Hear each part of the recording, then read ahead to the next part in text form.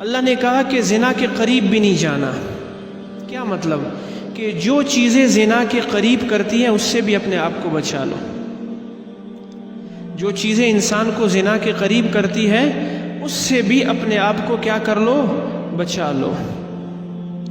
حضرات محترم، زنا کے قریب انسان کو کیا چیز لے کے جاتی ہے؟ شراب. زنا کے قریب انسان کو کیا چیز لے کے جاتی ہے؟ تکبر. زنا کے قریب انسان کو کیا چیز لے کے جاتی ہے؟ پیسے کا غلط استعمال. زنا کے قریب انسان کو کیا چیز لے کے جاتی ہے؟ عجب، خود پسندی. یہ چیز انسان کو قریب لے کے جاتی ہے. ان سب سے اللہ تعالیٰ نے ہمیں کہا ہے کہ بھئی زنا کے قریب بھی نہ جاؤ. اور ایک دوسری آیت میں اللہ تعالیٰ نے ارشاد فرمایا، اے نبی جی آپ عورتوں سے بیعت لیں کس چیز کی؟ کہ یہ زنا بھی نہیں کریں گی. لا یزنین ولا یقتلن اولادہن. حضور علیہ الصلوۃ والسلام نے مسلمانوں کی عورتوں سے بیعت لی تھی. اس بیعت کے اندر جو باتیں تھیں ان میں سے بنیادی بات یہ تھی کہ یہ عورتیں زنا نہیں کریں گی اور اپنی اولاد کو قتل بھی نہیں کریں گی. اس لیے حضور اللہ تعالیٰ نے قرآن مجید میں ارشاد فرمایا، ان الصلاۃ تنہا عن الفحشاء والمنکر. بے شک نماز بے حیائی اور برے کاموں سے روکتی ہے. ہماری نماز ہمیں جو ہے وہ گناہ سے نہیں روک رہی. تو اس کا مطلب کیا ہے کہ ہماری نماز وہ نماز نہیں بنی جو صحابہ کی نماز تھی. اگر میری نماز مجھے حرام سے نہیں روک رہی تو مجھے اپنی نماز پہ محنت کرنی ہے. اگر میری نماز مجھے زنا سے نہیں روک رہی تو مجھے اپنی نماز پہ محنت کرنی ہے. چھوڑنا نہیں ہے نماز کو، مایوسی نہیں ہے دین میں، بلکہ کیا نہیں کرنا؟ زنا کو چھوڑنا ہے نماز کو مضبوط کرنے کے ساتھ.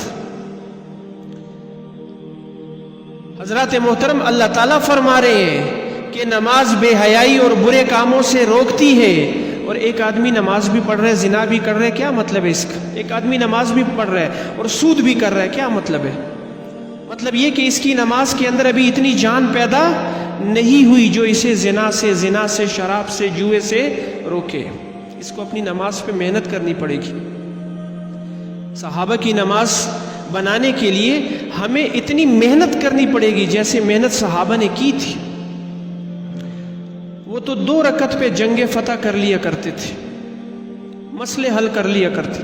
تو حضرات محترم وقت کم ہے، اس لیے میں نے اس پہ ساری بات آپ کے سامنے رکھنی ہے. آگے کیا ارشاد فرمایا اللہ تعالیٰ نے؟ اللہ تعالیٰ نے ارشاد فرمایا، انما حرم ربی. اللہ تعالیٰ نے ساری بری باتوں کو جو ہے حرام چیزوں کو کیا کر دیا؟ حرام کر دیا. اب آ جاتے ہیں رسول اللہ صلی اللہ علیہ وسلم کی تعلیمات کی طرف. اللہ کے نبی کی تعلیمات کیا ہے زنا کے باب میں، بے حیائی کے باب میں؟ آج کی جو ہے ساری جو ہے بات جو ہے نا کس چیز پہ ہوگی؟ کہ اسلام کا نظام عفت اور عصمت کیا ہے. اسلام ہمیں پاکیزہ بناتا ہے، اسلام بے حیائی کو ختم کرتا ہے، اسلام زنا کے معاشرے کو پسند نہیں کرتا، اسلام زانی معاشرے کو پسند نہیں کرتا، بے حیا معاشرے کو پسند نہیں کرتا. اس پر آج بات ہوگی. تو رسول اللہ صلی اللہ علیہ وسلم نے ارشاد فرمایا، الحیاء شعبۃ من الایمان. حیا ایمان کا حصہ ہے اور بنیادی حصہ ہے.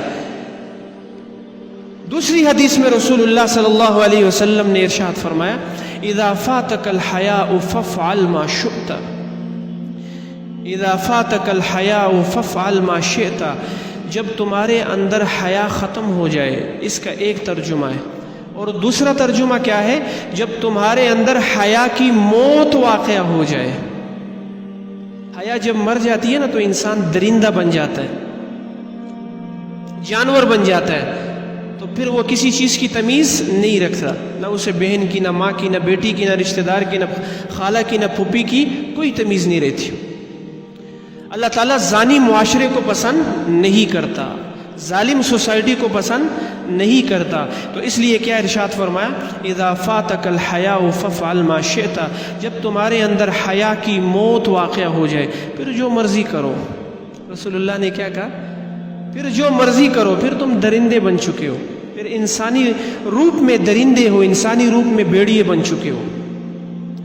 ایک اور حدیث میں رسول اللہ صلی اللہ علیہ وسلم نے ارشاد فرمایا، انتہائی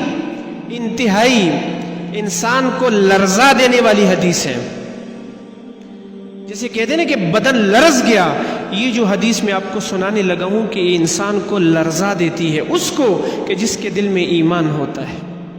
رسول اللہ صلی اللہ علیہ وسلم نے ارشاد فرمایا، لا یزنی الزانی حین یزنی وہو مؤمن ایاکم، کہ زانی زنا کے وقت ایمان والا نہیں رہتا، اللہ تعالیٰ اس کے دل سے ایمان لے لیتے ہیں۔ اب مجھے یہ بات بتائیں، اگر حالت زنا میں موت آ جائے تو کیا بنے گا؟ رسول اللہ صلی اللہ علیہ وسلم دونوں جہانوں کے سردار، خاتم النبیین، افضل الرسل کیا فرما رہے؟ ایاکم، بچو زنا سے۔ پھر فرمایا ایاکم، بچو زنا سے، تاکید در تاکید بتایا۔ جو کچھ سنا گیا اللہ اس پر عمل کرنے والا اور آگے لوگوں تک پہنچانے والا بنائے۔ مزید اصلاحی بیانات کے لیے ہمارا یوٹیوب چینل ایمان و یقین کو سبسکرائب کریں۔ جزاک اللہ۔